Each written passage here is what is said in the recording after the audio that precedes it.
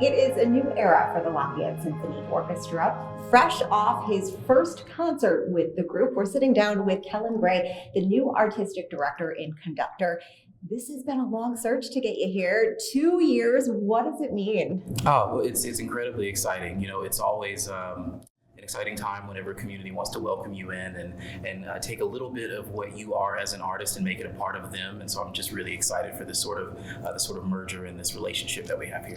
Now, so the community can get to know you a little bit better. Can you tell us about your background before you arrived here? I was born in South Carolina, in a small town called Rock Hill, and had no idea I was going to ever be a musician, but this is sort of just something that cropped up. I was a violinist as a young person and had a career as a professional violinist before becoming a conductor. But I got my start at the Valdosta Symphony in Valdosta, Georgia as the assistant conductor there, and was lucky enough to move on to a fellowship at Chicago Sinfonietta to be a conducting fellow and eventually assistant conductor, then later assistant conductor of the Charleston Symphony in South Carolina, later the associate conductor of the Charleston Symphony, and in the second half of my tenure as associate conductor of the Charleston Symphony, I also became the assistant conductor of the Royal Scottish National Orchestra in Glasgow, Scotland, which I am now the associate artist of.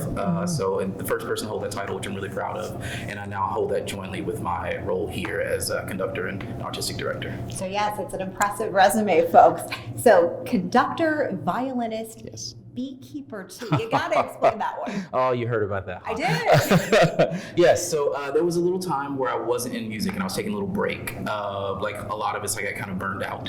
I was really, really busy working as a violinist, hustling around and playing in a lot of the regional orchestras and then some full-time orchestras along with teaching. And I just needed to take a break for a while. And just out of crazy circumstances, I ended up working at Savannah Bee Company. And the owner of the company, Ted Dennard, sort of took me under his wing and really became my mentor, taught me beekeeping, taught me apiculture, and so many things that changed my life. One day when I was playing in an orchestra again, I kind of noticed that what the conductor does with the orchestra is kind of similar to what the beekeeper does with the bees. You have this really incredible, what's called a superorganism in front of you that everybody understands their role and their part, and it really governs itself. And it's really just your job as the beekeeper or the conductor to make their lives easier. That's a good segue into something I wanted to ask you about. For those that are non-musicians, can you explain what a conductor actually does? What does the role look like? So yeah, it's a bit of a mysterious role, isn't it? Because the conductor is the only person that doesn't make sound. So everything that you see up there, the relationship between what the movements that I may do and the sound you hear from the musician, is some sort of either reminder or indication of what we've rehearsed. The magic, I say, of the real sort of art of conducting and the art of music making really happens in rehearsal, because that's where we have to do things right on the spur of the moment. What the musicians see is both the speed and the direction of my hands, and that is an indication to them that lines up with what's in their music that sort of indicates what they ought to be playing. Let's talk about your musical influences. What are we going to see? Oh gosh, I'm kind of like a dry sponge when it comes to music. I just soak up everything.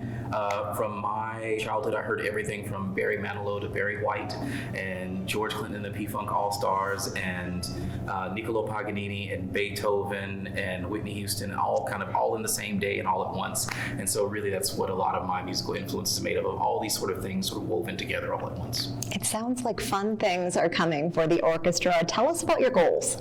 Well, the first thing is I hope to really help use this orchestra to unite people. I think music is something that plays a role in everyone's life. It has this sort of special place for each of us, whether it comforts you, whether it helps you during a hard time, whether it just uplifts your spirit. We all use music in a different way. I always like to compare it to a movie example. When you're sitting in the movie theater, there may be a really intense scene, and you notice when the scene is over and the suspenseful music is faded that you're sort of tense in your seat and your shoulders are rising, and it's when the music actually relaxes and it's when we relax. It has that effect on all of us. And so I really hope to bring a lot of music that people know and a lot of music that people don't know they love yet here, that sort of shows some commonality, not just on the stage, but in life.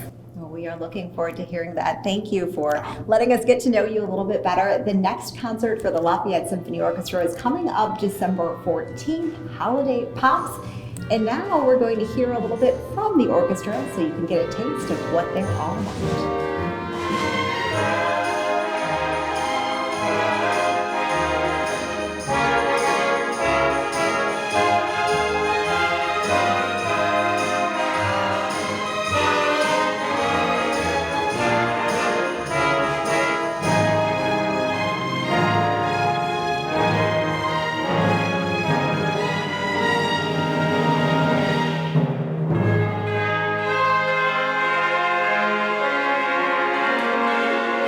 you.